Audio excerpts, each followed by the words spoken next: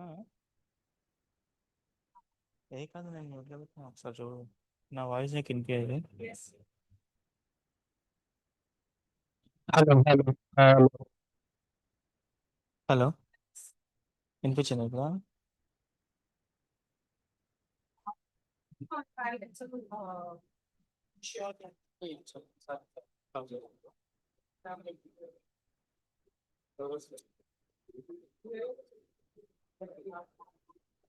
Camera on ఉంది.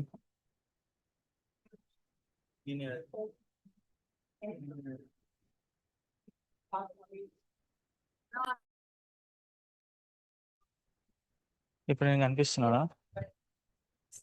ఎవరు కనిపిస్తారు? ఉమ్.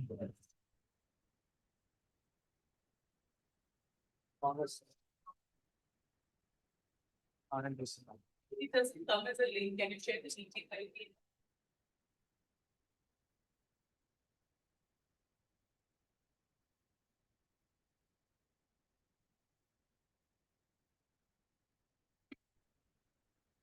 అనుషారా? Hello hello.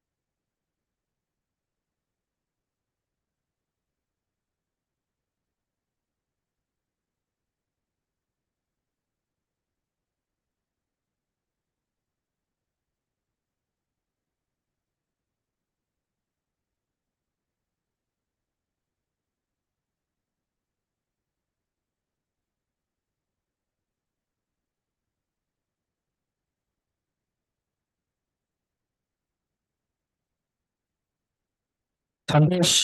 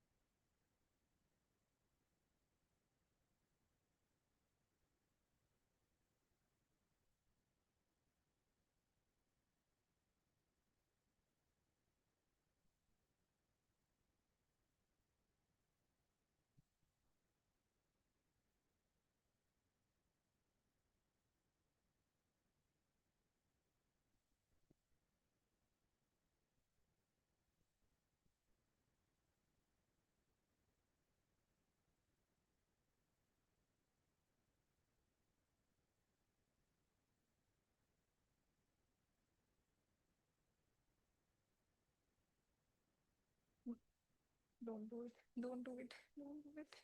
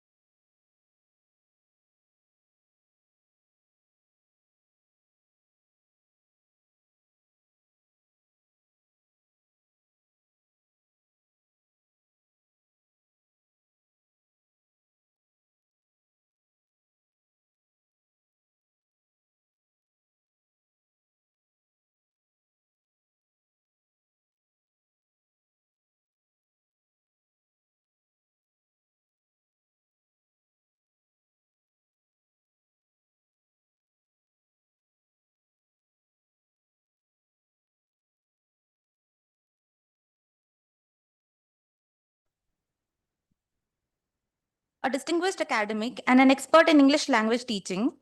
In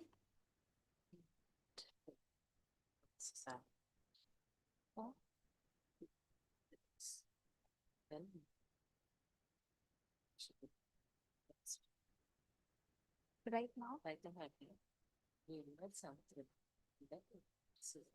I would like to call our HOD, Savitri ma'am, and also Anusha ma'am on the stage to felicitate.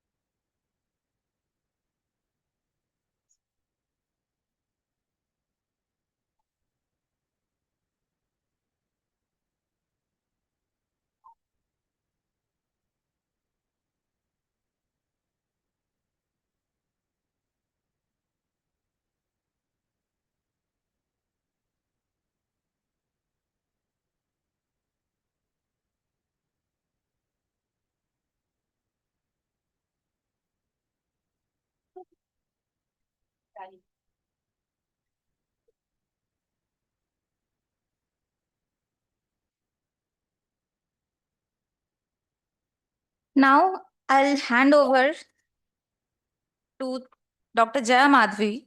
Ma'am, please kindly take the chair and guide the proceedings.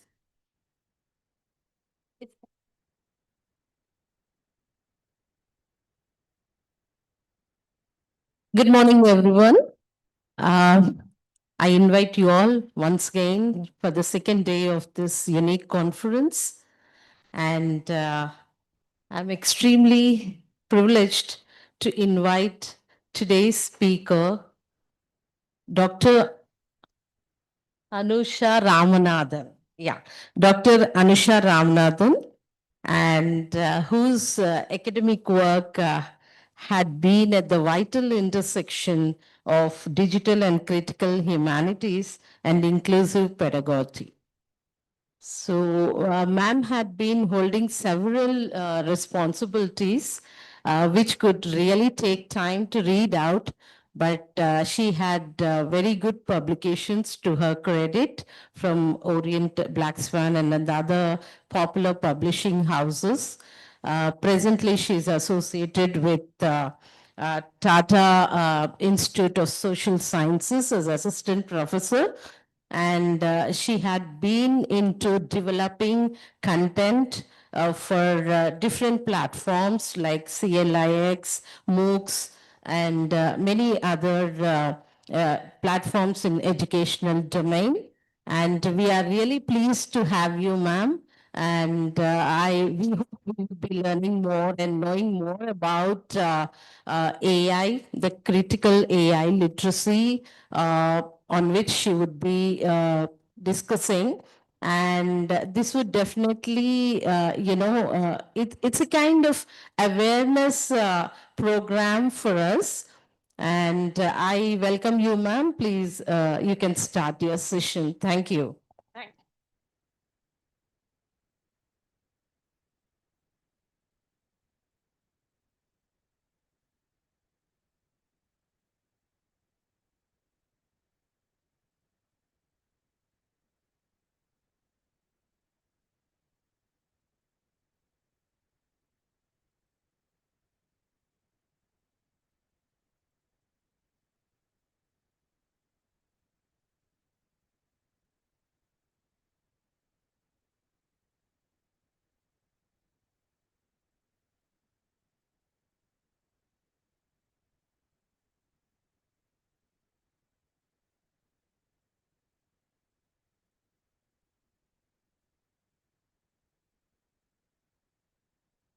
Is this fine? Is it fine? Yeah.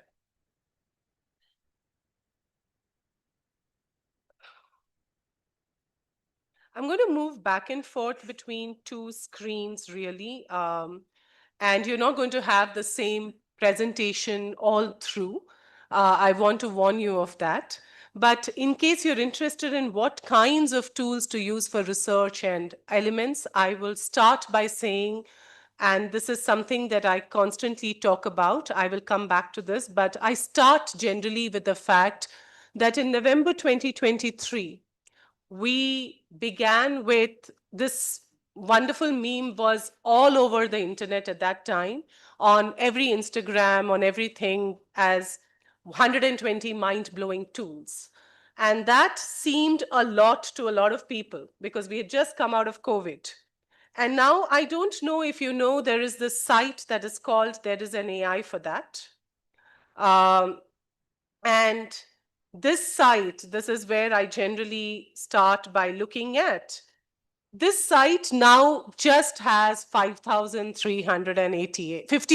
sorry, 50,388 tools, only that many, nothing more. And these are the tools that you can actually access and employ yourself. There are many more tools that are there. And this is not even 3 years past that line where we were looking at consolidated tools. So from there, I move back onto the fact that on the last slide of this presentation that I will share with you is a research map that I have outlined. You don't have to, I'm sure you're not able to zoom in and see, but I will share the link with you.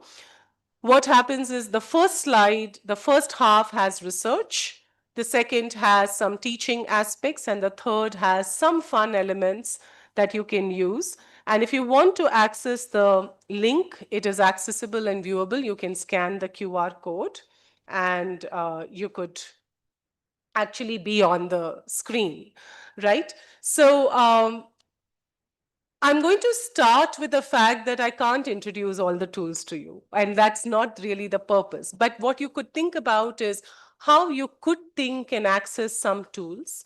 What could be the the kind of methods and thought processes that we have when accessing tools, and why should we, despite that, as literature students and teachers, be still trying to think about reading, writing ourselves.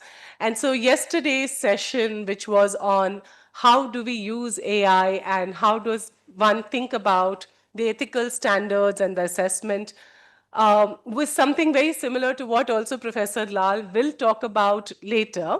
So I'm going to start with something else that we will start, in a sense. Yes, we know that tools exist, and yes, we know what ChatGPT and Gemini could do to some extent. I was very glad to note that one of your students spoke about Notebook LM being used and other tools being used. But we'll also look at it and say, what do we lose to some extent? I think that was spoken about yesterday. But also, what do we gain when we are trying to think through, in a sense, the language perspective? Yeah. So if I want to focus and look through read mode, yeah. So if I want to look at, and I will go very quickly through these slides because they're basically an idea and an amalgamation to tell us what happens to our brains when we read and why when we take up AI summaries, and not that we shouldn't, but what can we do when we use AI summaries? I hope some of you will start asking those probing questions, and through your questions, we will have a discussion beyond, right? So how many of you know about how language learning really takes place in the brain? And that's an important question to ask when we are talking about why we should read and what we should read. Because typically, what you're looking at is, for instance, if you're looking at a Broca's area or the Wernicke's area, you would be thinking about how your brain is really processing language. Why is this important? Is something that I'm going to come through by asking and taking you through to another very simple, this is already linked up. This is how much of an area of your brain gets activated when you read a word or you try to remember one word. And that word could be something in terms of how the brain is processing information. So this is not something that I have done. This is 1964, and this is Gershwin, who talks about what the brain structure looks like to identify. And yesterday, we spoke about the neurons of computer thinking, but computer algorithms are really more and more brain based on brain structures. And the fact of understanding how neurons and how the brain can store 200 plus million structures comes from the fact that they have decided that instead of doing a square or a round or a point, let's do hexagonal, let's have more algorithmic elements, which is what the brain does. And the smallest of the brain pathway really looks at how information is stored. So you have a word like dog. The dog as a word, if I'm looking at a concept, is in the auditory information in the temporal lobe. It would be in the visual information in the occipital lobe. It would be in the sensory, the somatosensory information, if I'm looking at it as a parietal. How will the dog feel to touch, to hold, to pick up? What will the weight look like? And so there are multiple parts of the brain that get activated when we read. And there is enough and more studies done on how reading activates all those regions. So we will do some exercises in between, I will ask for us to think about. But largely, you have a concept like a dog, and you would think about a motor skill. You would want to think, can I pick up the dog? Should I run away when I see the dog? Should I feel frightened when there's a lot of embodied cognition that happens, which is bodily reaction to the understanding. You also have a phonological image of the dog. If you know more than one language, you have more phonological images. Kutta, nai, and you would have so many patti, and you would have so many of these different kinds of language words that come in. And all of these get activated as you come across a concept. And that's the amount of activity that happens in your brain for one word. And this is a very simple diagrammatic element. When you read it, as you come across more phonological images, as you come across more ways that people pronounce, there are more nodes that get activated. And you can understand how much of your brain does activity, which is why when a very young child says, my head is paining, because generally they say paining, my head is paining when I'm reading this, it is actually true because there is a lot of activity and a lot of electrical impulses that are going in.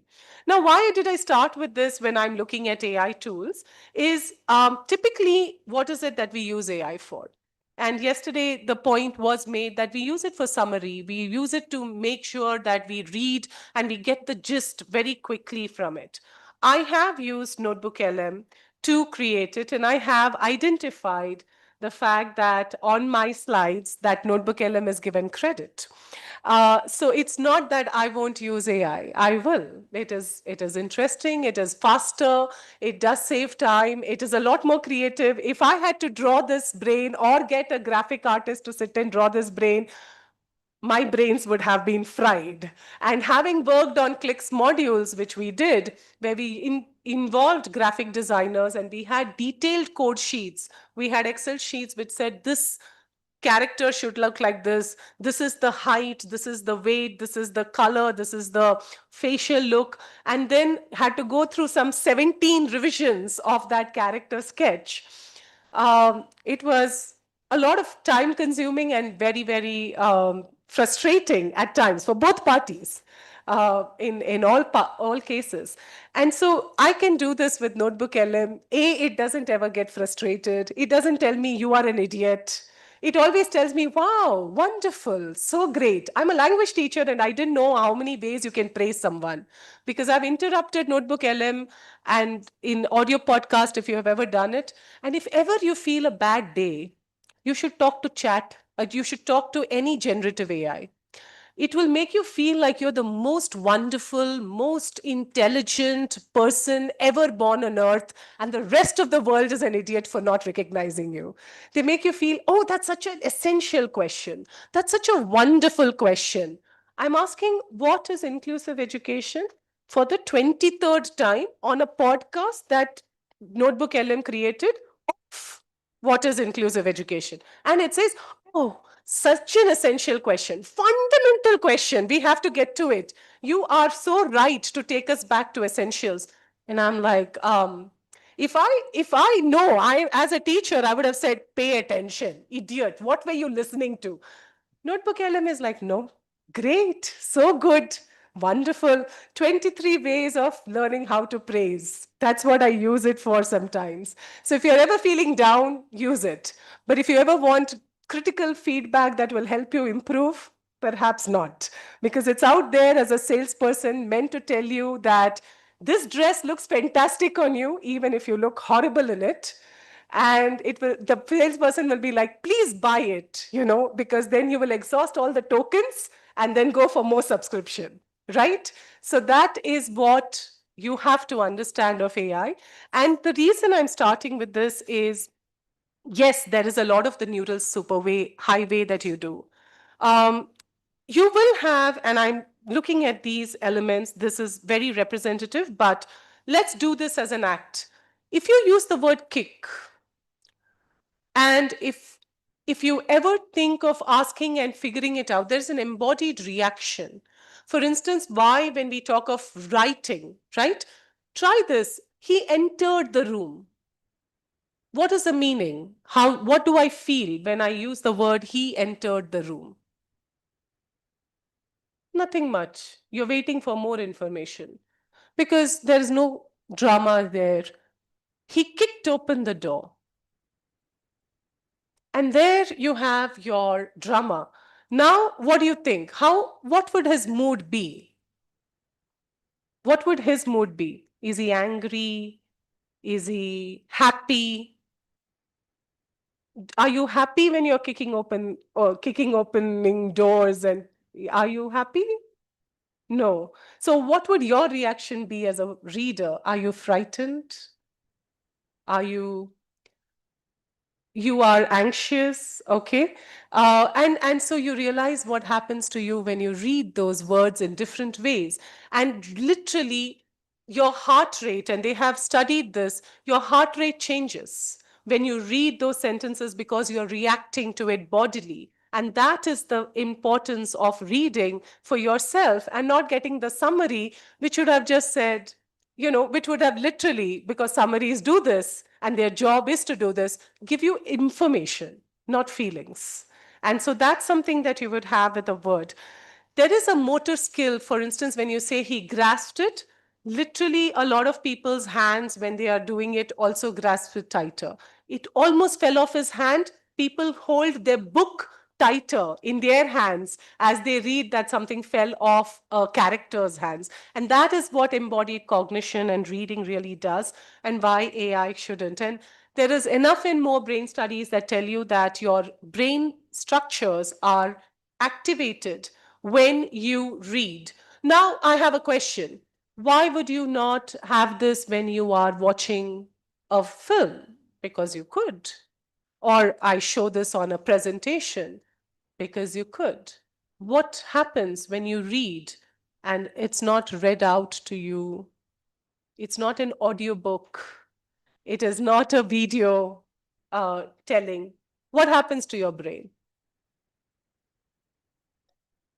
Yes. And what happens? I mean, I agree with that, but even storytelling is imagination. So I can have imagination when I'm, even listening to stories. What is it that reading does that just also storytelling may not and does not do cognitively, brain wise?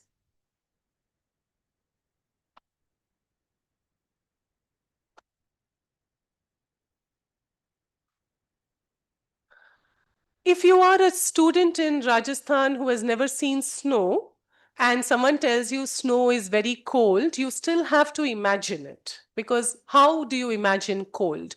Or you are asked to imagine how to be on Mars, and you're asked to imagine gravity. It is very difficult to imagine it when you've not physically felt it. So it is problematic to, yes, reading makes you imagine, but there's something else that reading does. We have studies to prove that when you read, so if you come across a difficult word, do you stop? Does your reading speed go down? But you're reading silently. Why should it go down? Why did your reading speed go down when you were reading it silently? You don't have an image attached to it. Yes, so actually the auditory part of the brain gets activated even though you are actually visually absorbing that information. What happens when you are listening is that the production element of the cycle, if you noticed all those neurons which we're talking about, how to produce and how to, it's not just the reception, because you're receiving the information in a word, phenomenological or schedule versus schedule. Now, when you're reading it, you're thinking, should I say schedule? Should I say schedule? And so you are also activating the production part as much as the reception part. But once you've received it, you're like, that's how it is to be said. So your production part does not get activated. So when you read, those are all spaces left to the imagination. And that is actually true. There is a lot of studies that have proven that all these brain neurons and parts get activated, which doesn't happen when you are just receiving. And therefore, when you're doing video and not reading, you are again, a lot of your visualization gets restricted, your imagination gets restricted. And so those are elements of what you do when you read as opposed to when you watch. And not that there is anything against watching. I'm a big fan consumption of a lot of Korean and Chinese dramas, too many to name, but I still read, and I will read the book on which that drama was based, because then I will imagine and make my own fan fiction, right? And that's important. That comes in. But these are the points, and I just want to very quickly talk about the fact that when we use AI, let's remember this friction that our brains create for us when we are reading, when we are writing, and when we are decoding, right? Okay, I'm going to move in to very quick. Yeah, so the mechanism is that the neural pathway, to a large extent, because yesterday I'm just connecting it to the fact that you heard about multileela from Professor Simply, and you would have heard about the fact of how you need to have multilingualism. The fact of what multilingualism does is it allows a broader neural pathway. So think of a highway where you constructed with 4 roads. And if you had multiple languages, you actually would have a highway with 12 roads. That is the difference, because your brain commits very early to creating these neural pathways. And that's the highway that the language creates. What does that mean? The language creates. The language creates a certain kind of activation of systems. And you will know this with the words that you can't pronounce anymore, right? At the age of 9 months of age, we stop learning to distinguish certain sounds that don't occur in the languages that exist in us. For instance, how many of you can say R? Or just try this exercise of saying L, which is for love, where your tongue is touching the back of your parietal, the upper part of your dental teeth, right? And then you have L, L, L, L, L, L, L, where your tongue is going back. How many L's can you say? L, L, L, L, L, L, L. You can do this with R, you can do this with N. And in many Indian languages, you have like 3 Ns, 3 Rs, and people are figuring out, and in English, there is just 1 R. You figure out that there are so many different sounds that are there, but can you use the Xhosa language, the click sounds, where they could have sounds and languages which just are like, can you understand what that would mean? And no, because that's not what we are accustomed to. In fact, we don't even recognize it, and then we find the nearest similitude. And that's what happens to your brain. It limits itself. Can it be expanded? Of course, it's neuroplasticity. So you can, of course, expand it, but it takes work. It takes hard work, which you could have done if you had a lot of languages. These are parts of the structures of the brain that really look through, and I'm not going to go through it too much. But I want to focus on the fact that if we are dealing with the brain structure, the theory of mind and the control, I can share these slides, so that's not a problem. And anyway, even if you go to Google and you use generative AI and say, explain to me what happens to my brain when I read literature, it will give you this, and I'm sure in a better graphic novel form. If you want it in a graphic novel form, you can tell it to write it in a graphic novel form, it will give it to you. So I'm not giving you information that you can't for yourself process. But you have words where the situational context is necessary, and that is where the temporoparietal junction really becomes important, because how much of situated knowledge and context we have affects the way we read literature or any piece of information. So when you decide that this is fascinating news, but if you have already in your situated knowledge context said, no, this is useless news, you're not going to process that information. And if you find that, no, I will try and connect it to multiple dots, you will. So now if all of this is going to be holding, I have all these brain structures that you would focus on. Now, what do I do and how does AI come into being? So, should I not use AI?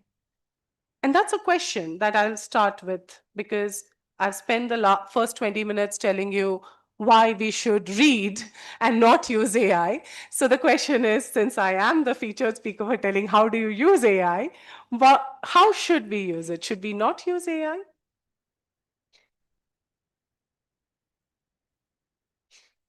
You can. I mean, it is a brilliant thing. One of my favorite ones, I don't know, since we are language teachers here, you said Notebook LM. How many of you have explored and, used Notebook LM? Not too many. Okay.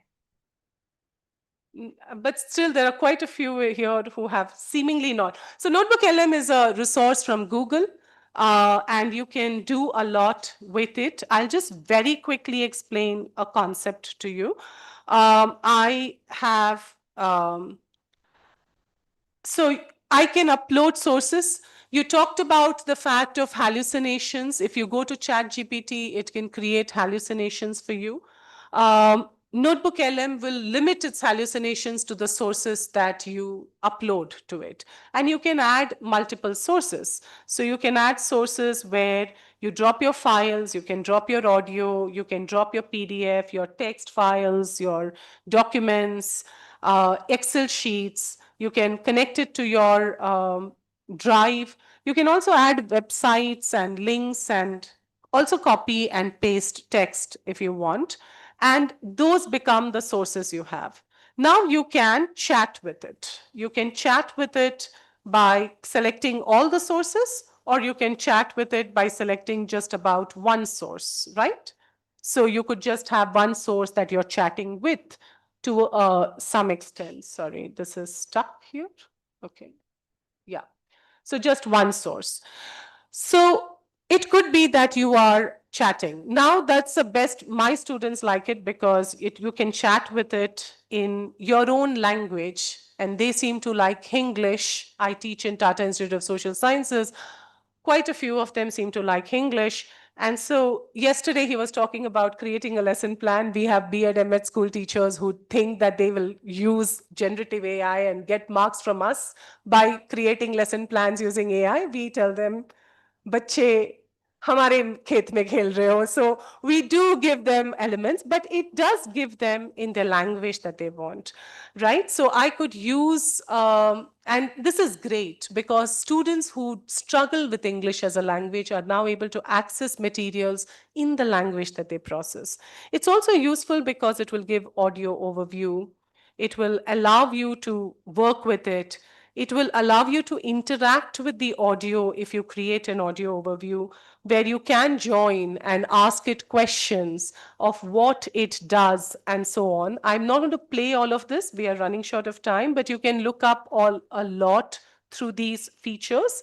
It allows you to do the audio overview, create an audio in multiple languages, different languages. You can, if you don't have the language, for instance, you want it in English, or Telugu and English, you can actually give it an instruction and it will do it in Telugu and English for you as an audio overview. And what is very interesting is if you do it in just English, then the English accent is highly Americanized. But if you say Telugu and English, when they speak English a little bit, it does have an Indian flavor. So it's very interesting to see how they themselves are adapting to certain features. It's useful because I can share with my students. I share this with my students by connecting to them, and I can, of course, get them to edit, but I can also just share with them and they can talk to these resources themselves. So it becomes a very useful teaching tool where I don't have to be the mediator for a lot of the information that I share. I can share it with them. It also is very useful for research. Have you used Notebook LM for research? You have, yes. So did you like it? I will want to think a bit more through that because I'm sure Professor Lal will have more to say about the ethics part of it. But you have to be very careful when you're using generative AI, because there's something that generative AI likes, which is positive bias. It loves telling you, it's a salesperson. It's out there to sell you its product, which means that if you go to a shop and you say, I want this medicine, the pharmacist is going to tell you, even if he goes to buy from another shop, is going to tell you, yes, yes, wait for 5 minutes, I'll get you, right? Because he doesn't want to lose you as a customer. And so whenever you ask it some questions saying, have the teachers learned critical literacy? It will say, yes, yes, they have learned it. And so my student used it, and then it gives you wonderful elements such as, yes, all teachers think, how many? 1 out of 12. So how did all teachers understand critical literacy? uh, this evidence proves that all teachers, and you're like, no, that's not research, that is positive bias. And so you have to be very careful. Now, how can you challenge it? Because Notebook LM or generative AI is going to give you, not that you shouldn't use it, you should. It does save time, it does help you think faster. Uh, but how should you use it? What can you do?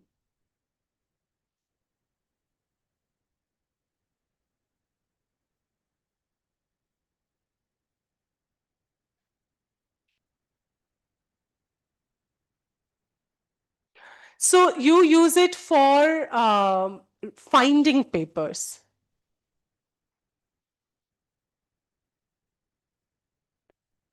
Right. So can you give one prompt where you could have I mean, how would you provide that friction basically to make it think through?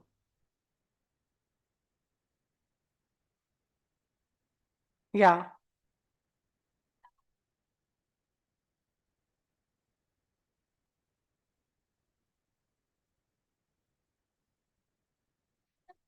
Right. Yes. So, yes, one of the ways to do it is to give it all the context, give it all the constraints, tell it to think like a research scholar, think about how the supervisor guide can do. My students use generative AI to ask generative AI, this is the question paper, this is the answer that Anusha has asked for. Literally, I have a student who has done this. This is the answer that Anusha has asked. This is the question that Anusha has asked. This is the answer I have generated. Tell me in Anusha, will Anusha like this answer? And the problem with that is, and not the problem, but the problem for me with that was that it was 65% accurate. Yes, so he gave the link to my site. I also asked it, he was too lazy. He asked it to scour the net for Anusha videos, which it did, once it knew which Anusha it was. It also identified another Anusha Ramnathan as an author, that I'm not the author of a book on dogs, but he had the brain to tell it that that's not the Anusha, so leave that person out, and then the other sites are all fine. Now tell me whether she will like the answer. And it was pretty accurate, because the question I had given, it was on English language teaching. I have videos of me speaking on English language teaching. So it did get my context and my viewpoint and my perspectives. And it was able to say, I think she will have a problem with this section of your answer and that section of your answer. And then he comes to me with his assignment and he's checking, all right? So good student. He checks and he's like, tell me what you find problematic here. And then I go through it, and exactly the sections it had flagged were the sections I flagged too. In addition, I flagged 2 more sections. So thanks to, and then I also gave it some more nuances that it had missed, but it was pretty accurate. And it was accurate because it had the data. It was not, I mean, if there is no data, then there is nothing that you can really do about certain things. So you have to be constantly looking through and seeing what the data is. Now, how do I provide friction? I don't have so much time to answer these elements. So as I said, my student had done this uploaded video, uploaded his research proposal, uploaded a few readings, uploaded transcripts of interviews, and this is one section of his study, and then asked it, used a multiplicity of perplexity, etc., and said themes and codes. Does it do it? It said yes. Teachers, the strategies that teachers use to think critically. Then if you click on it and you check on what they are doing, it is every single thing is this person called ANT2. And you're like, but that's one teacher. How did you say all teachers use it critically? And this becomes problematic. Now, simple thing. It does give you that. It is useful when you have a lot of data. Ask it a counter question, which any one of us can do. Are there instances when teachers do not use critical thinking? How many teachers in this have not used it? So use the not question, right? You can just flip the question. You can ask the question saying, which is it that you would have as information? What we would have as not? Or what would contradict it? Where are they silent? We don't ask for silences with research data. But that's a very important point. So where have they not spoken about it? What is the frequency mapping that comes in? And yes, then that becomes useful for research, because there are times when you look at the data and it is useful to go through data and be able to analyze it, but you can go beyond it, right? A lot of us say, if you don't read the data yourself, and I am one of them as well, because I make my students sit with me and say, go through this interview transcript and do the thematic coding for me. In front of me, take a highlighter pen. If you don't have it, I'll give it to you. Now do this transcript coding for me. And they really get irritated with me because they are like, AI did it. It coded it. We also have MaxQDA and we teach them wonderful analysis and it has AI in it. And they're like, it did it for us. And I'm like, no, but you do. You tell me whether you can read and recognize. Just tell me whether you can do that. But it's true that I wouldn't make them do it for all. You need to know the process and then you can leave it to the system to do it. What happens then if the system does it fast for you? Can you do a PhD thesis in 3 days using AI? You can. Today, I'm in one of the workshops that I conducted. A professor, he is a PhD supervisor and a research scholar. He's a professor. He said, after you said this, I went home and I was reading a PhD thesis, evaluating a PhD thesis. I took that topic, went to ChatGPT and asked it, create the proposal for me on this topic. It created, do the literature references. It gave me some, manufactured references, but many factual ones. It was an easier topic on reading skills among college students. So it gave quite a few. Then I asked it for a research method and the research tools, it gave me that.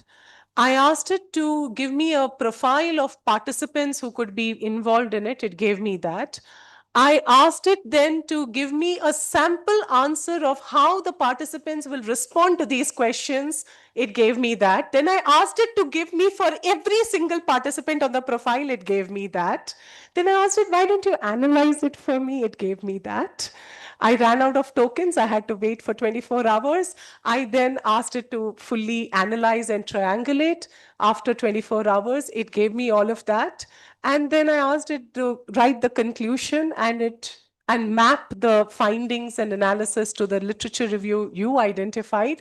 It did all of it. And at the end of 5 days, of which 2 days were rest time for ChatGPT because it had run out of tokens, he had a thesis that he said was better than the one that he was evaluating in terms of structure and in terms of presentation, in terms of logic. It didn't have heart, but it had logic. And you're looking at it and saying, I'm listening to him all this while, aghast because that was not the reason I was doing the sessions to create PhDs in 3 days. And I'm looking and saying, what are you talking about? He said, but however, when you read it, you realize that it is a bit too polished. It's like that, very shiny pearl that you find, which has no flaw and is therefore more synthetic and less valuable than the one with the flaws. So you read it and it's not a pearl. If you just wanted a synthetic pearl, it's fine. But if you really, really wanted that pearl, it needed to have the flaw. It's like that zircon, which is polished, but not like a diamond, which would have a flaw in it. And I was like, that's a very great analogy. I'm going to keep using it. But it is possible. I mean, AI today is allowing you to do all of these features because all of this can be manufactured. Today you have Levin Labs. I don't know if you've heard of Levin Labs. This is now being used by professors, by media people. It's a free, it's not free, it's freemium. Most of everything is freemium. Free is a misnomer. They take your data for sure, so there is no free in it.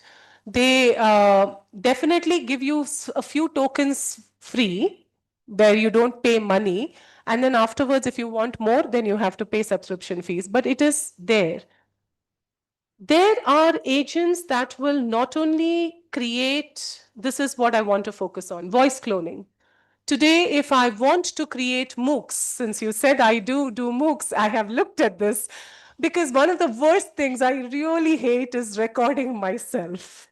I hate listening to myself. I pity my students because they have to listen to me, but I love talking, but I hate listening to myself. And I'm like, I can upload a 10-second to a 1-minute clip of me. You can try it yourself. And it will imitate my voice pattern, my rhythm of speech.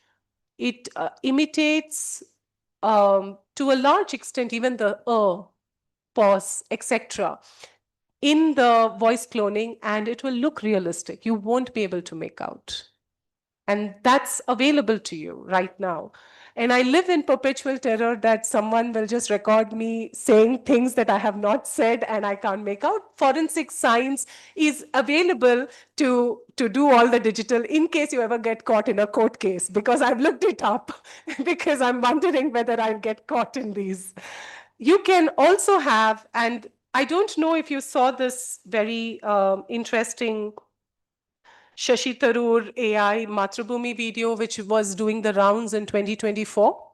AI Shashi Tharoor, I'm not going to play the video completely. I just want to show you this. This is 2024. Matrabhumi had a film festival on this. I should have press escape. Sorry. Yeah. So, sorry.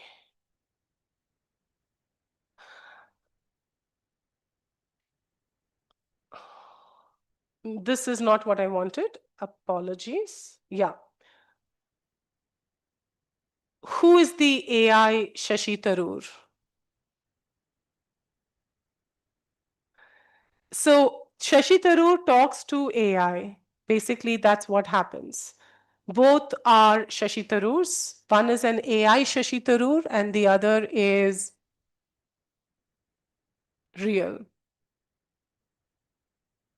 And I want to not show you the voice because the voice looks very similar, but the moment I give you the audio, you will immediately be able to make out. But can you make a difference? Can you highlight the difference between AI Shashi Tharoor and the real Shashi Tharoor? If you've not seen the video, the one on the left, is that the AI one? How many of you say that? Okay, 2 hands. 3, 4, 5, 7, not too many. The one on the right. Oh, wow, there are so many fence sitters here. This is not even an assessment question, guys. You can take a stand. It's okay. But yeah, the one on the right is the real Shashi Tharoor. The one on the left is the AI avatar, and you can't make out the difference You could, if I played the video, and you can go, I did the Google search for you to know how to search it yourself, right? So AI Mathrubhumi Shashi Tharoor video, this is 2024. They did it. And it speaks with Tharoor Speak. So how can AI learn this? And 11 Labs will give you now, if you have a paid subscription, you can do this with audio video of yourself. Today, people are not taking, not necessarily all the influencers are making are making their own videos.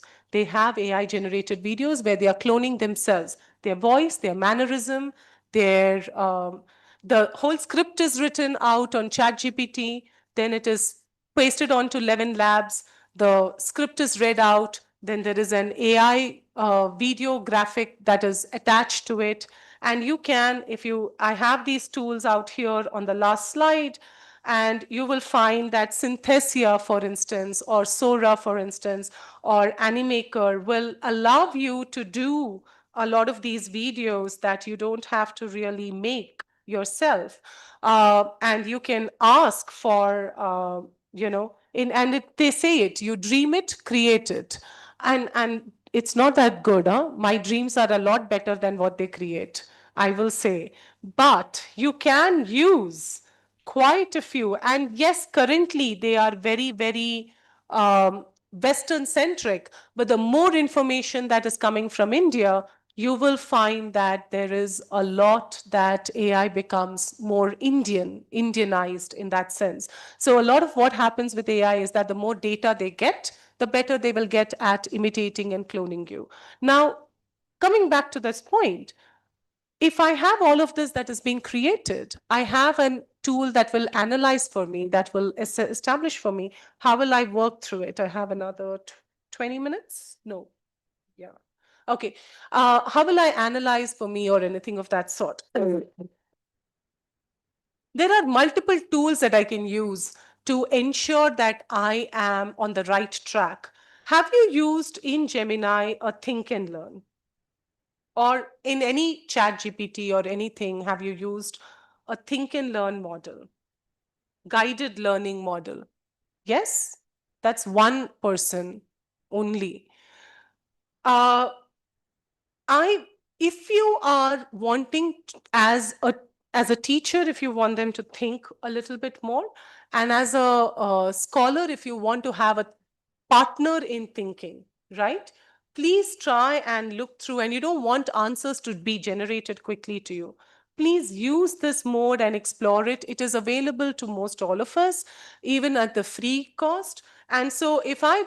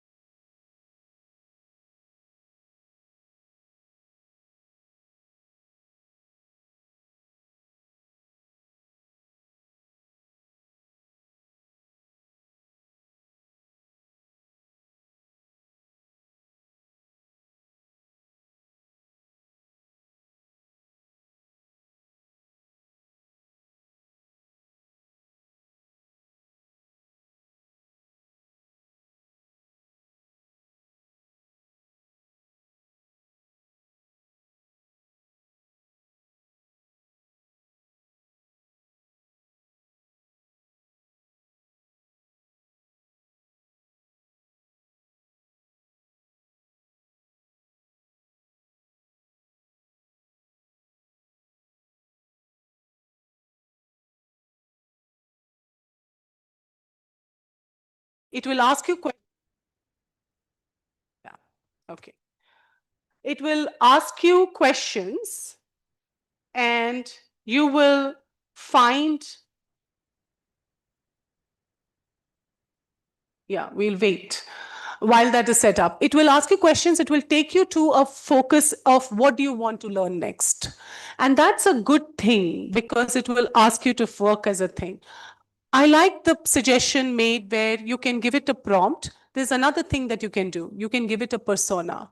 You can actually ask it to create a persona for you where you're saying, in this project, I don't know if you use projects in ChatGPT or anything, you can actually give it an instruction and say, in this project, whenever I come, the persona you need to adopt is to act as my advisor, who is a very, very mean, nasty person who doesn't ever agree with anything I say and who always finds counterfactuals to whatever I put in. I want you to examine every single argument of mine as that mean advisor. That's also something I learned as a prompt from one of my students. Okay, where he's like, I'm like suddenly 2 months into this research guidance, this person is coming to me with answers that I ask and has already answered it, has answers for everything that I'm asking. I'm like, you became a bit too smart too quickly, so what did you do? And he's like, no, I wrote it. And I'm looking and saying, double mean, huh? There is 2 times a mean advisor out there. And I'm like, am I? He's like, no, that's when because it needs to know how mean to be, because otherwise it is always nice. It will say, well, that's a good idea, but it won't actually, push me to change. It will accept what I am doing. So you can actually work through those elements and work, ask in a sense what will we focus on. There's another point that comes in. You have all of these tools. I have something like, you have a research analysis if you're looking at and focusing on. I have a paper. Have you used Consensus or Site or Sci-Hub? Again, one or two only. Okay, I am going to take you to Consensus. It's one of the kinds. Have you used Google Scholar? Some research people. Okay, Google Scholar Lab. Okay. Google Scholar has now got this AI generated metaphor, which then gives you the summary. And so you get the whole summary, but I'll take you to Consensus, right? Consensus is, just to save time, this is a research tool finding app, that if I have a question which says, for instance, can gamification enhance student engagement and learning? I can click yes, and what it does is it identifies only research papers. So you have Research Rabbit on this site, you will find Research Rabbit, Site, Consensus, Google Scholar Labs, etc. But it will identify only research papers. So it doesn't go to Quora, to Reddit, to anything. Only indexed papers on Google Scholar or Springer or whatever are the papers that it accesses, and then gives you the reason why it is named Consensus. It gives you a consensus meter, how many people agreed or disagreed with it. This is what it then does with all the readings. It gives you the literature review.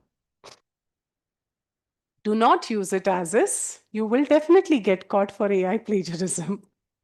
But it is useful to understand and to read further, right? It is like how you could go to Wikipedia to just get an idea to know how to research further.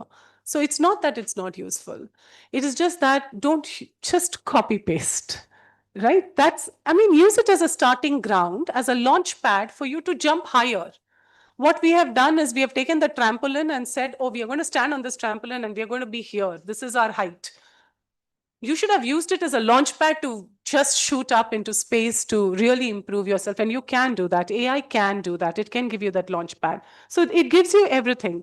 It gives you what it does. It gives you all these analysis. It actually will. This is how it does it, right? I said, can it enhance learning and engagement? It has given it, you can read the structure, you realize this is like a literature review chapter. And you can click on it and it will give you the abstract. It gives you what the snapshot, if I have not upgraded it, but it can generate a snapshot. It will give me the attachment. If there is an attachment, I can read the whole paper right there, right? I can figure out and understand it, and it will give me some metadata about it. So it acts as my Zotero, Mendeley, research ideas, and everything all in one. If there is no attachment, it will allow me to give me the link to where I could try and find it, and then I could look up. And it gives you the, the citations. It tells you where all it is. In addition to that, it will give me a kind of results timeline, which I find really useful. Because if I have like 30, 40 papers, I would want to be able to find out what is the timeline sequence. One of the things that we often ask students to do is tell us which are the international or the national authors. When are their timelines? How many of your papers are recent and not recent? These are useful things to know, but sometimes you forget. And this is something that AI can very easily do in terms of qualifying it. And that's the kind of grunt work that you can assign it to, right? So it allows you to do that. It will also do this, which is very useful. It has a claims and evidence table. So it tells you what the claim of it is, whether the evidence is strong, what is the reasoning, and which papers align to that. It's something that is very useful to showcase as an example to tell students what to do with research papers that they should read, and then do the table themselves also. But yes, the paper is there. Does it use AI? Yes. It tells you what the research gap matrix is. It does a lot of work that what you should have been doing in literature review. But it also is a guiding post that you can use to try and understand it. So there is already this matter. This is free. If you want a lot of research, if you want to, search through hundreds of papers, then you need to pay for it. So this is the freemium model, right? I will have every month, it will upload for me the number of messages I can do, 15 messages in Pro, and I use it very diligently and do not use it for all these training purposes and just show you what I have already done. But consensus is there for a literature review. And similarly, you have Sci-Hub, Cite, and all of them, SciSpace, which all do this kind of a job. And each one has a different format in which they present something to you, but that's it. But they are there to do this job. Is this a good literature piece for Indian students to look at? 10 minutes. Correct. So you will find that you don't have enough data for Indian context to be here. Why? Because your Shodh Ganga is not indexed, so it won't come here. NCRT journals or other Indian publication journals, most college journals are not indexed even on Google Scholar. You need at least a Google Scholar indexation for it to land in these kinds of sites. So the only way you can research with Indian context is to go to Google and search, or to use ChatGPT or Perplexity to do the scouring. Yes.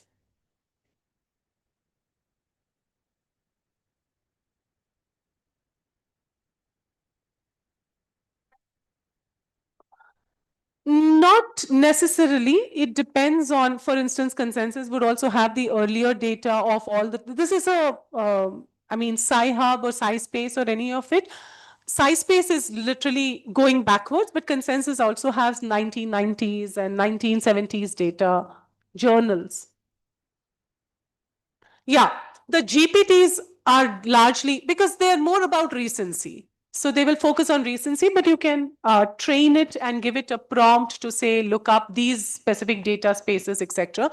But the point is this, it doesn't help with Indian reading, Indian writing. If you're doing on Northeast literature, this is useless because you will not even, at the best, you may get 1 or 2 papers. That's it. And so I want to point out that AI is not useful in some of these places because it's just not enough information. And one of the people was actually saying that sharing is caring. And I looked in and said, what does that mean? And he's like, no, if you share more and more data, then, people like me will be benefited. And I can, then use AI better. And I was like, I have to get back to you on this. But it's a good point. It is the fact that a lot of literature, for instance, I don't know if you have tried it.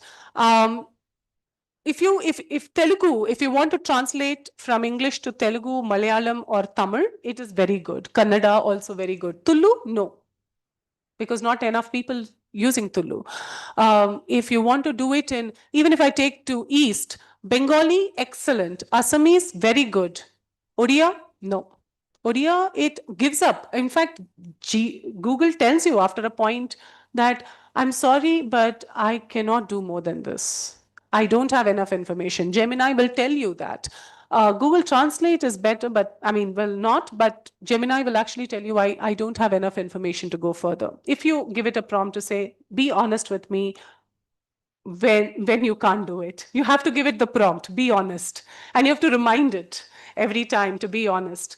But you can, and you can do certain things. For instance, if you want to use it as a thinking partner, my suggestion always is going to be that you focus on things where you go to your settings and you have something where they will ask you for your profile, your subscriptions, your personal intelligence, and you can actually give it certain kinds of instructions, right?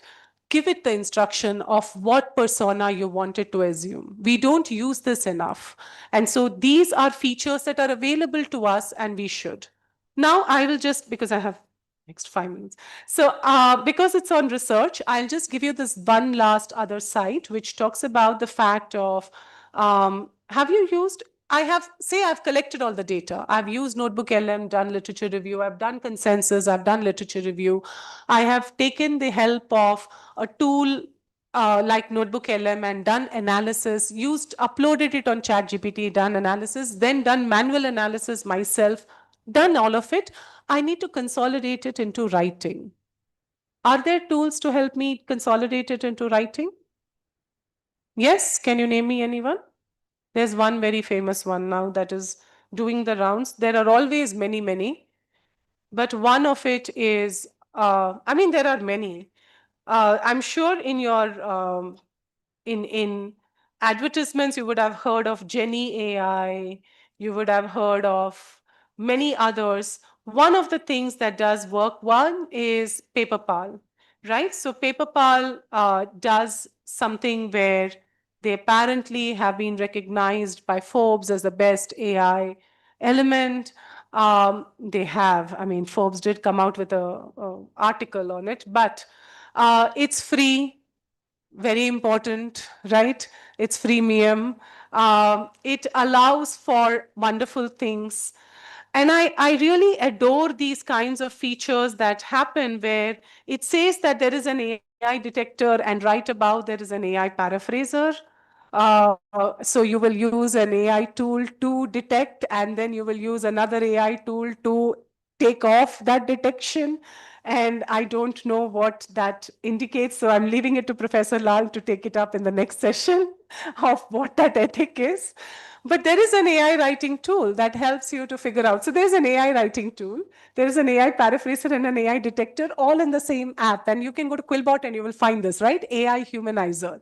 Go to Grammarly, it will find AI humanizer, write human. And if you use that AI tool and you upload it, you don't get caught.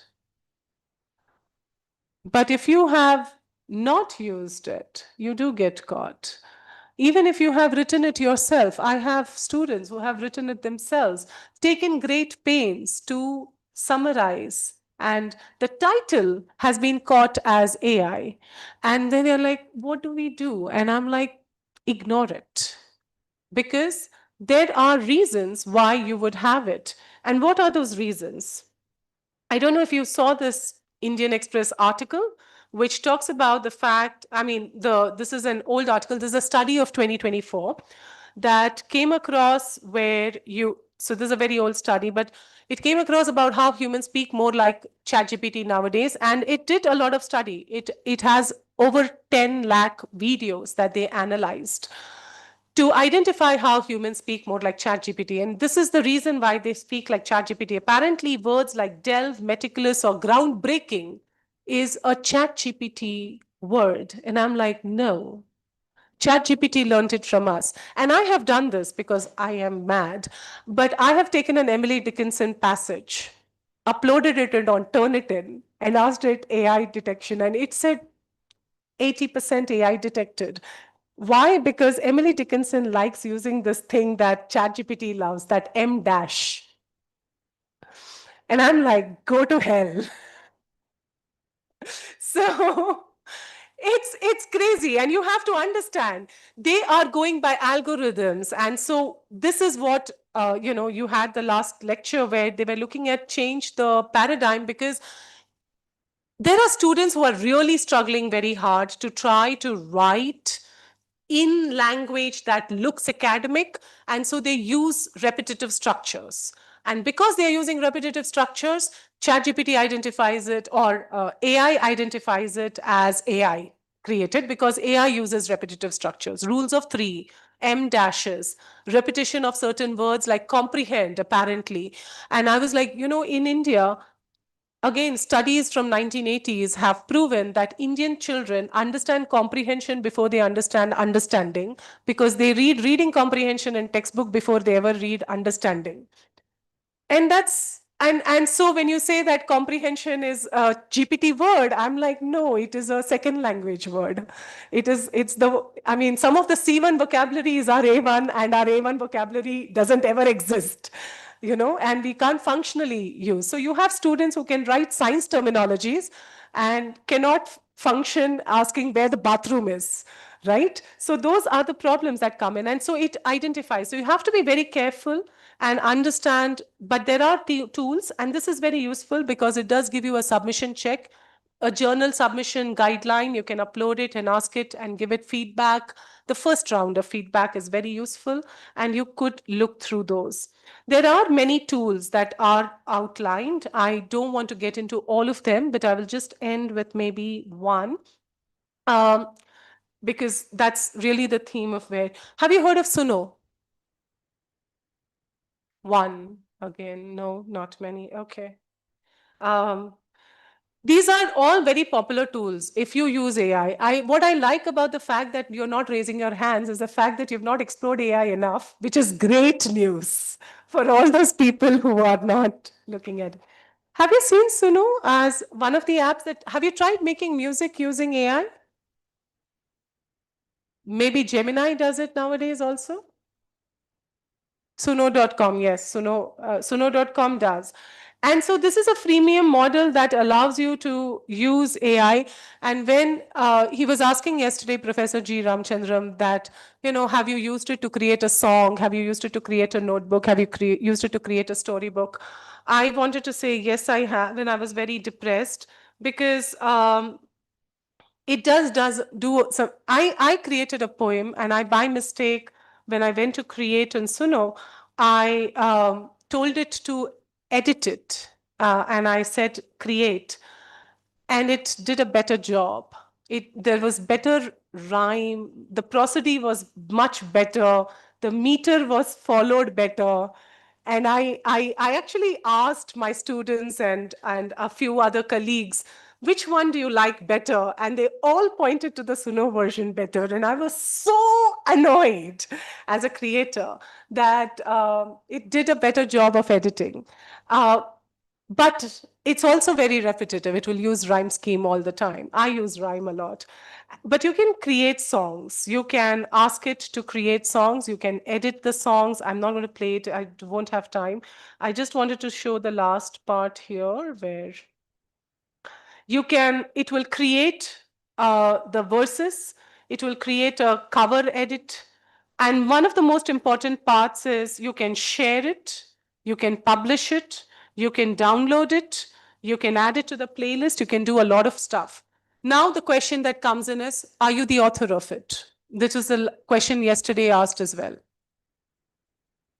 Yes, you are, because right now, legally, in India and in the world, copyright can only be owned by people who are agentic in the sense of not AI, but have consciousness and can be held accountable. Can a child be held accountable for what they create? No, we don't punish them legally.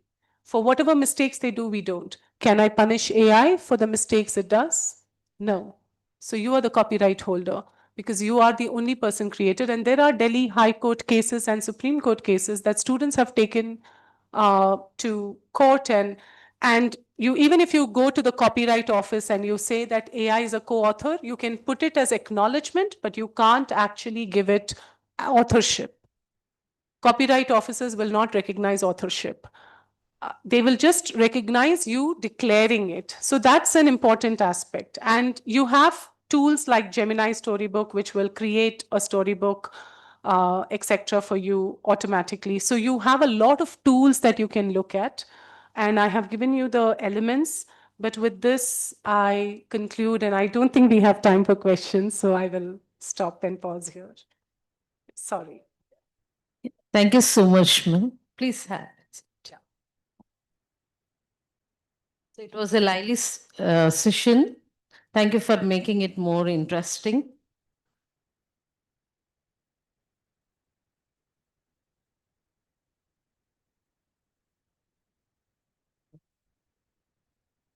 So I have one query from my desk. What I observed from your session was that like AI lacked cognitive awareness, right? And there had been prone hallucinations, right? So would you recommend using AI, particularly in the Indian educational system, right from the schooling level? This is what we were discussing. Yeah. So I think a lot of countries have come up with the fact that AI should not be used in schools. Switzerland, Finland, Japan, Australia, many of them have spoken about it. In India, of course, we are using a lot of AI in the school system. China is using a lot of AI in the school system. These are the two countries that look at it. If you're going to Kerala, you have Iris, the AI teacher, which has already been implemented. You can look up and go online and check what she's doing. And the fact that they refer to her as she is very troubling to me as a person who looks at what the human collaboration is. So no, I would, in a nutshell, because there's not much time, no, I would not recommend it in school education. But it is inadvertent right now that we have to use it because students are getting it. I think the other question was that students are using it. In a lot of our teacher trainings, we're told that they have learned it and come, or they have used AI to do a project. And I will be honest, I have helped my friends' children also use AI to complete their project. This child of 6th standard had a project on how corn should be made a recyclable product, and she had to create a presentation on it. We went to Canva, said, gave the elements, Canva created a presentation, we gave it to her. She got good marks. We did not have time to create it ourselves because, and there are 3 educators in that group, okay? So there were 3 of us doing this, and we all looked at each other after we did this and said, are we truly educators? But we did ask her questions of what she wanted, how she would look at it, where is the criticality. We made her throw out and discard. We pretended that we are great, but anyway. To go back to that question, students are using it. So now what do we do as teachers? We can make them more aware of how, and that's why I started with that brain part. If we tell students that your brain will be less developed as a result of you taking this shortcut, I think they will not, or they will at least know when to use it. It is like talking to people and saying, do you really want to exercise? Say there is an elevator here and there are stairs. Would all of you always take the elevator, or would you say, no, for my health, I will climb the stairs sometimes, whenever I can, whenever I'm not too tired? You will, because you know what the benefit does for you. And so if I can prove it to you and I can show it to you, I think students will take that call themselves. So I think that's what we should be doing. So I Yeah, I'll give you. I think I'm afraid I might not agree with that. Using AI at school level, because that would completely erase our Chomsky's theory, language acquisition device. So, better the teachers had to be trained in a way that the students can make use of AI in a way that they can improve further. Right, like you said, using AI as a launch pad, that would be better. Right? Yeah. Agree with that. Yes. She had a question. Just a small comment. I think, discussion with children as to what they say. I just have one small thing to add to this. I think that it's better to have an honest discussion with students as to what they are accessing as artificial intelligence rather than I was just telling Yeah. this actually. I don't want them to do this on the sly. It's Yes. better. Which is why Tell me. Yeah. Yes. I mean, the moment a school bans it and you don't have an open conversation about it, that becomes problematic. Yeah, I I mean- think we have realized it with sex, we have realized it with drugs, we have realized it with alcohol. This is Yeah. another addiction that we will have to deal Correct. with. There's no access in our school, but I would prefer that if children go home and they're accessing it, they tell me about it. Yes. So that, I mean, I don't know, I have no idea. I'm a minus so- on this, but If we can make those conversations, we have found relations, we have found it with every addiction, right? We talk about addictions and we are now at school level dealing with addictions. We can also find a way out for AI. We need to work on it. But I agree that it should not be inadvertently and, without use. And Dr. Anusha, it was a very good presentation. And my, feeling is when developing an AI tool for helping us in academics and in other fields, we are also creating a kind of environmental damage. Like we have heard about these data centers and the damage they're creating and their protests against data centers. We have heard from the West and Europe, like how people are protesting against these data centers. So I think we have to give it a very serious thought towards this more than debating on how it's going to help in other fields. Yes. Environmental sustainability is the most serious Yes. crisis that we are facing Correct. right now. But it is not an either or.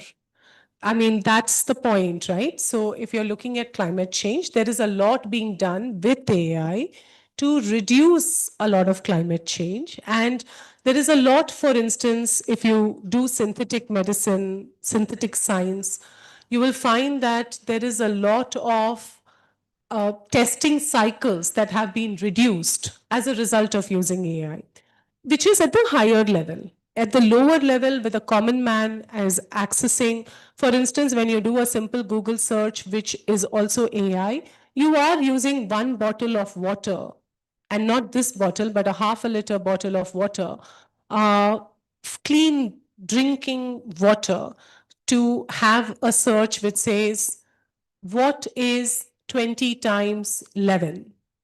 And Google AI gives you the answer. Did you really need to use AI for it? And could you not have opened your calculator?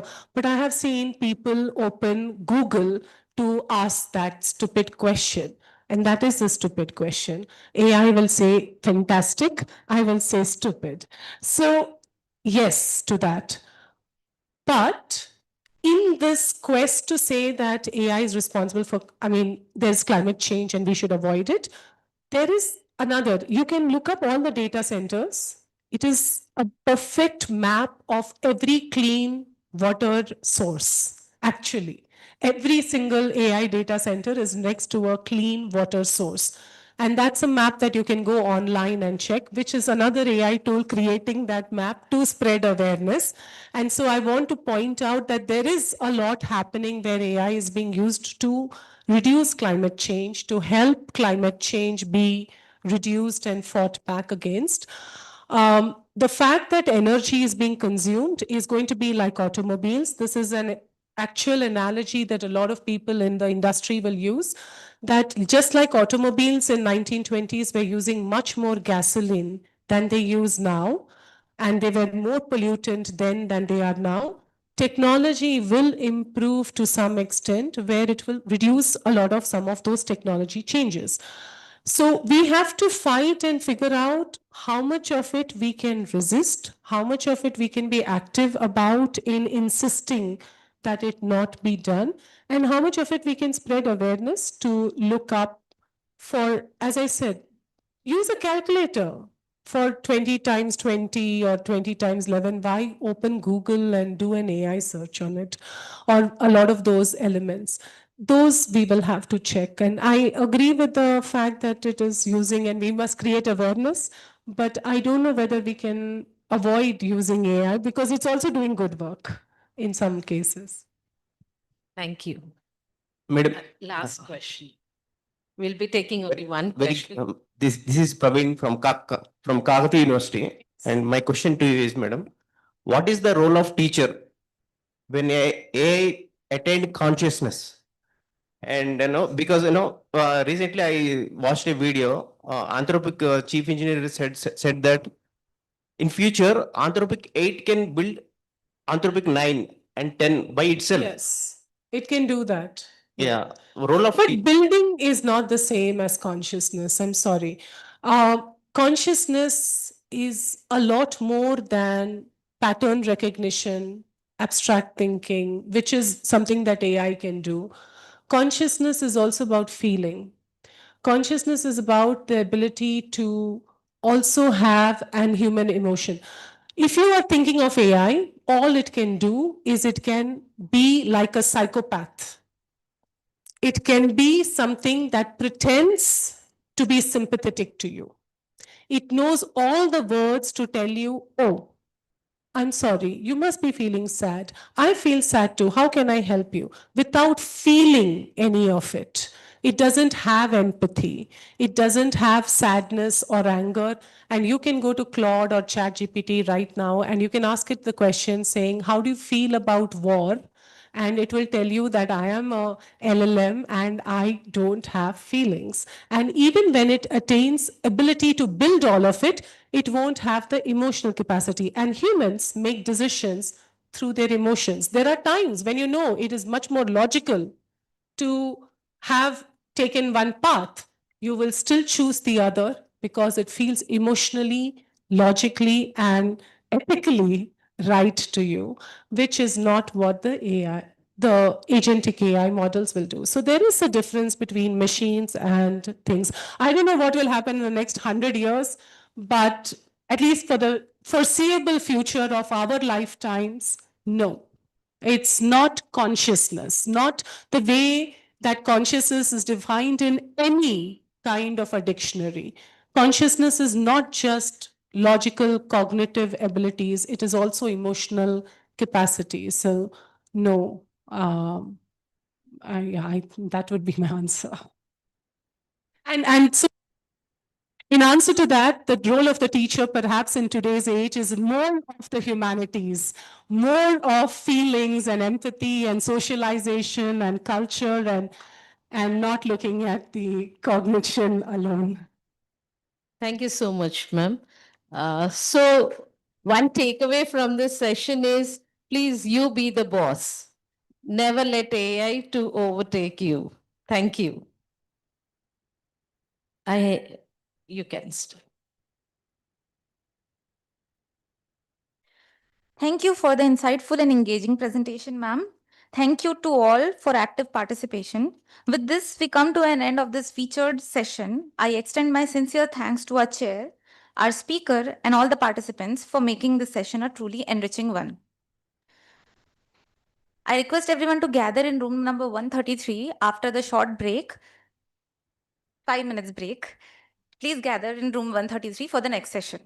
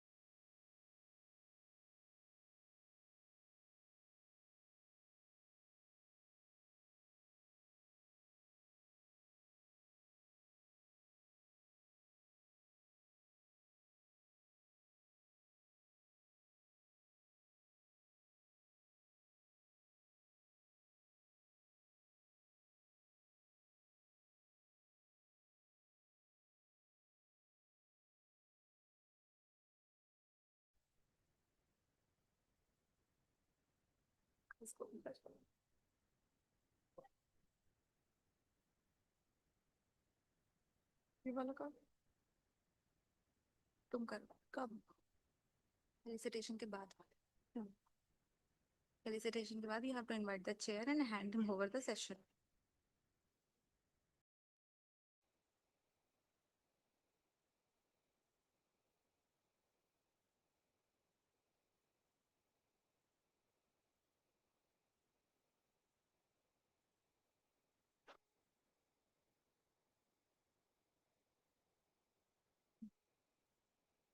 A very warm welcome for the plenary session of the International Conference.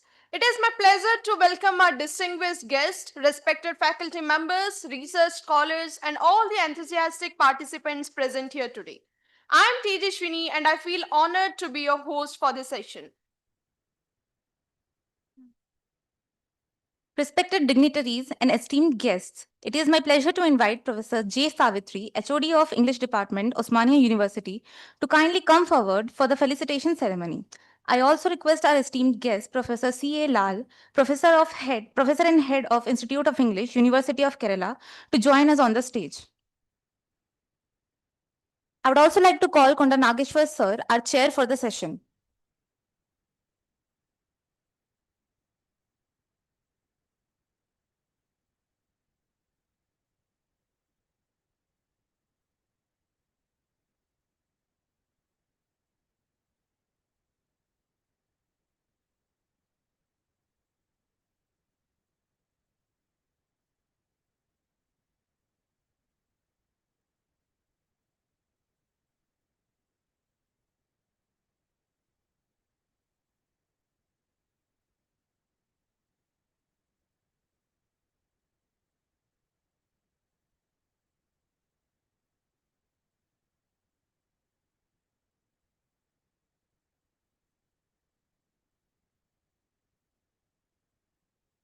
It is my privilege to introduce the chair of the session, Dr. Konda Nageswar Rao. He was the director of the Dr. B.R. Ambedkar Research Center. He was also the director of OUCIP and he was the vice principal of Osmania University, Hyderabad. He is currently the director of Civil Service Academy of Osmania University, a distinguished scholar and faculty member in the Department of English. He has published widely and organized numerous national and international conferences. We are honored to have him preside over this session. Thank you. Thank you very much. Dear faculty members, paper presenters, very good morning to all of you. As part of the two-day international conference, this is third plenary talk. The title of the talk is AI and Beyond, Rethinking of Autonomy and Agency in the English Language Teaching. This lecture is being delivered by Professor C.A. Lal, Senior Professor, and the Head, Institute of English, University of Kerala. At the outset, on behalf of the department, we convey our sincere gratitude to you, sir, for accepting the invitation all the way from Kerala to Telangana and Usman University. Professor C.A. Lal has 36 years of teaching experience and published more than 37 research articles in the reputed national and international journals and produced 9 PhD scholars and another 10 are working under his supervision. Professor C.A. Lal has delivered 74 various talks in the national and international conferences, and he has been a resource person in many universities in USA, UK, and Nepal, and also Indonesia. And he has visited UK and USA on academic assignments, and he has been a member for LTI, English Language Teaching Association, since 2006. Now he is executive member of LTI, and also he has taken very active part in ACRT of state of Kerala. He has closely connected with many academic programs, and he was a master trainer, delivered a good number of lectures, and attended UK conference for 3 times. And he has taken active part in Kerala State Literary Mission, and he has delivered good number of lectures on various things. He was a master trainer, expert in ELT, and teacher educator. And he was alumnus of EFL University, did MPhil and PhD from University of Kerala and PGCTE from EFL University, and also did his courses, some of the teacher training courses from USA and UK. Thank you very much, sir. Though you are busy in your academic schedule, you have accepted to be with us, to deliver your scholarship with us. At the outset, my sincere thanks to you on my own behalf and also the Department of English. Sir is going to talk on AI and beyond, and rethinking of autonomy and agency in the English language teaching. Thank you. Thank you for accepting, sir. Now over to you, sir.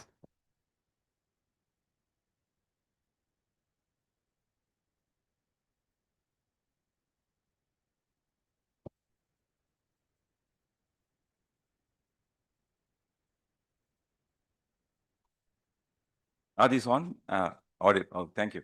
Yeah, a very good morning to all of you, particularly Dr. Savitri, who has been kind enough to invite me.